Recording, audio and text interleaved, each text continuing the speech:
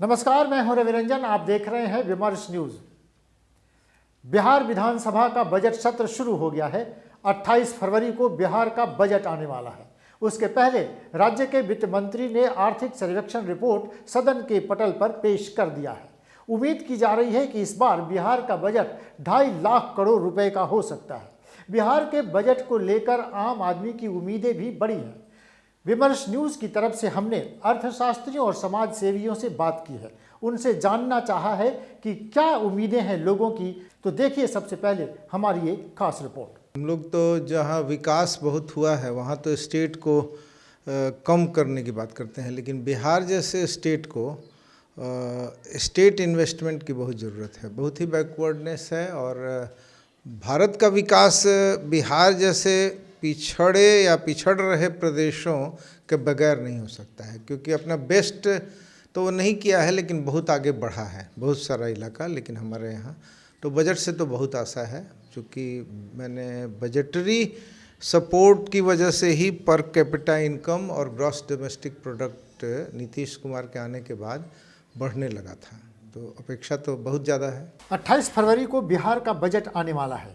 Corona की तीसरी लहर के बावजूद बिहार की अर्थव्यवस्था की स्थिति ज़्यादा प्रभावित नहीं हुई है और केंद्रीय करों में राज्य की हिस्सेदारी बढ़ने और कर्ज लेने की सीमा 4% होने, इसके अलावा आंतरिक स्रोतों से प्राप्त आय के आधार पर इस बार बिहार के बजट का आकार 2.5 लाख करोड़ रुपए का हो सकता है।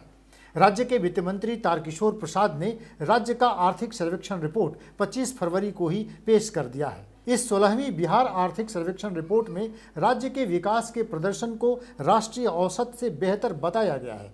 इसमें जिक्र किया गया है कि राज्य में पिछले 5 वर्षों में कृषि और इससे जुड़े क्षेत्रों में 2.1% की गति से वृद्धि हुई है। इस वृद्धि के बावजूद नीति आयोग की रिपोर्ट कहती है कि बिहार देश का सबसे फिसड्डी राज्य है। ऐसे में जब बिहार का बजट बन रहा हो तो कुछ सुझाव विमर्श न्यूज़ की ओर से सरकार के सामने हम रखना चाहते हैं। विमर्श न्यूज़ यह उम्मीद करता है कि बिहार के बजट में सबसे ज़्यादा खर्च रोजगार सृजन पर होना चाहिए। राज्य में रोजगार पैदा करने वाली योजनाओं को प्रोत्साहन मिले। बिहार में रोजगार की अपार संभावनाएं हैं। राज्य के मानव संसाधन ने अपनी कार्य दक्षता और अपार श्रम शक्ति से दुनिया को प्रभावित किया है। इस श्रम शक्ति को सही दिशा में लगाना होगा। इसके अलावा राज्य में उद्योग धंधों का विकास कर रोजगार पैदा किया जा सकता है। आगामी बजट उन चुनौतियों का सामना करने वाला होना चाहिए जो चुनौतियां आज बिहार की जनता के सामने है। सबसे बड़ी चुनौती क्या है? यहाँ लोगों के पास रोजगार नहीं है। रोजगार नहीं होने का मतलब उनके पास आय नहीं है। आय नहीं होने का मतलब उनका जीवन स्तर नीचे जा रहा है। स्वाभाविक है कि आय बढ़ाने का एक ही तरीका है बिहार में, मुख्य रूप से जहाँ प्रॉपर्टी कम लोगों के पास है, रोजगार, और रोजगार घट रहा है। आपको जानकर दुख होगा कि सरकारी कार्यालयों में जितने पद हैं वो भरे नहीं गए। शिक्षकों के पद रिक्त हैं, डॉक्टर्स के पद रिक्त हैं, पैरामेडिकल स्टाफ के पद रिक्त हैं, और सरकार चुप है।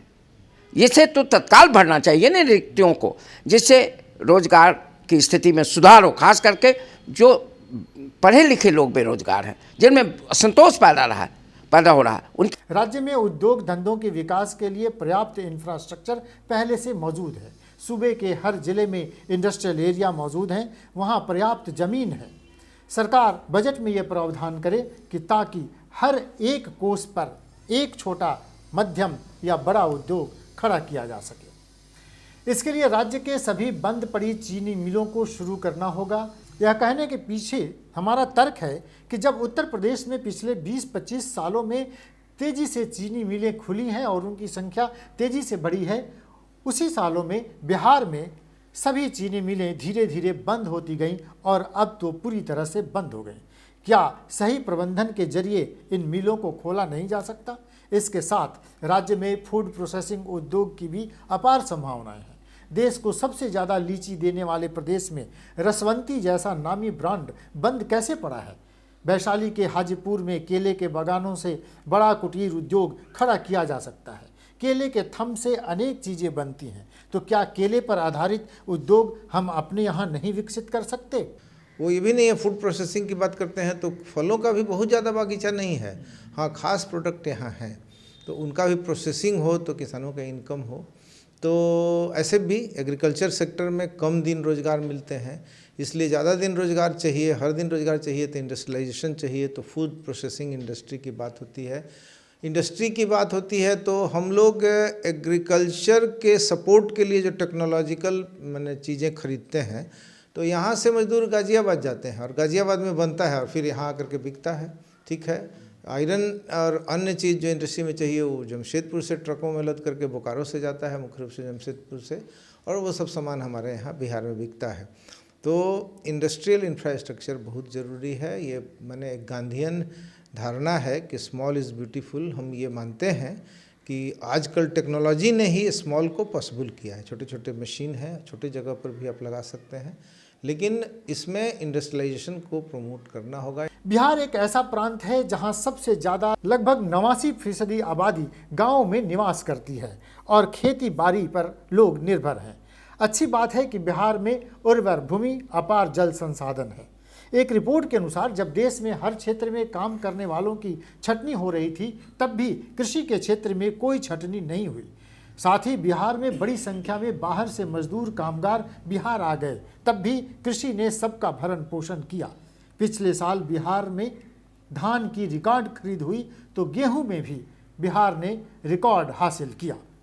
तो कहना नहीं होगा कि बिहार में कृषि के क्षेत्र में अपार संभावनाएं हैं। इस ओर भी सरकार को विशेष ध्यान देने की जरूरत है। ये तो कृषि आधारित उद्योगों की बात थी।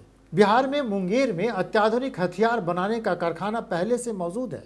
इनके दक्ष और हुनरमंद श्रमिक और कारीगर भी मौजूद हैं, लेकिन सरकारी उदासीनता के कारण ये सभी श्रमिक आज अवैध हथियारों के कारोबार में लगे हैं। इस बार बजट से हम उम्मीद कर सकते हैं कि मुंगेर का हथियार बनाने का कारखाना शुरू हो, उसके साथ वहाँ तोप का कारखाना भी खुले, जिससे इलाके के हुनरमंद लोगों को रोजगार तो मिले ही, क्षेत्र का विकास भी संभव हो। बिहार में अपार जल संसाधन है। उत्तर प्रदेश के मुकाबले बिहार में गंगा में 10 गुना ज़्यादा पानी आता है। इसके अलावा बिहार में सालों भर पानी वाली अनेक नदियां बहती हैं। इन नदियों के पानी से सिंचाई के अलावा बिजली उत्पादन, मत्स्य पालन, जल मार्ग समेत अनेक संभावनाएं हैं। इसके साथ ही बिहार की नदियों में सिल्ट जमा होने की एक बड़ी समस्या है, जिससे हर साल सूबा बाढ़ के हालात को झेलता है और हर साल भारी तबाही होती है। इस सिल्ट को खाली करने की योजना बने और उस पर खर्च हो तो लाखों लोगों को रोजगार तो मिलेगा ही, नदियां अविरल और निर्मल हो जाएंगी। राज्य में शिक्षा और स्वास्थ्य के क्षेत्र में बड़े निवेश की भी जरूरत है। हालांकि आर्थिक सर्वेक्षण रिपोर्ट से पहले वित्त मंत्री ने यह कहा है कि इस बार बजट का 6% हिस्सा स्वास्थ्य पर खर्च होगा। पहले यह 3% ही होता था। हमारा कहना है कि राज्य के सभी 533 प्राथमिक स्वास्थ्य केंद्रों में 30 बेड वाले अस्पताल सुचारू रूप से चल सकें, इसकी व्यवस्था हो। राज्य के सभी 9 मेडिकल कॉलेजों को कारगर और आधुनिक बनाया जाए, ताकि पटना पीएमसीएच पर ज़्यादा बोझ नहीं बढ़े। इसके साथ ही राज्य के सभी सदर अस्पतालों को दुरुस्त किया जाए। सदर अस्पतालों में आधुनिक चिकित्सा व्यवस्था बहाल हो, इसके लिए बजट में प्रावधान की उम्मीद है। शिक्षा के क्षेत्र में भी बिहार के बजट में बड़े प्रावधान की जरूरत है। राज्य में चौपट हो रही प्राथमिक शिक्षा से लेकर उच्च शिक्षा तक को दुरुस्त करने के लिए बड़े निवेश की जरूरत होगी। स्कूलों, कॉलेजों, विश्वविद्यालयों में शिक्षकों के खाली पदों को भरने के लिए फंड की जरूरत है, तो शिक्षकों, कर्मचारियों को वेतन समय पर मिल सके, इसकी भी व्यवस्था करनी चाहिए। बिहार की दूसरी बड़ी समस्या है शिक्षा की। सरकार जितना दावा करे शिक्षकों में कमी होगी या शिक्षक कम होंगे तो स्कूल कैसे चलेगा, शिक्षा कैसे होगी। गुणवत्तापूर्ण शिक्षा की तो बात ही छोड़ दीजिए, वह तो यहाँ है ही नहीं। और ख़ास करके इसका सीधा असर मध्यम वर्ग, आम लोगों पर पड़ता है, जिनके नाम पर पिछले 30 साल से शासन हो रहा है। स्वाभाविक है कि हम चाहते हैं कि शिक्षा के बजट को बढ़ाया जाए, और बहुत पुराना नॉर्म है 6% ऑफ GDP खर्च करना चाहिए शिक्षा पर। कुल मिलाकर इस बार बिहार के बजट से आम आदमी को बड़ी उम्मीदें हैं।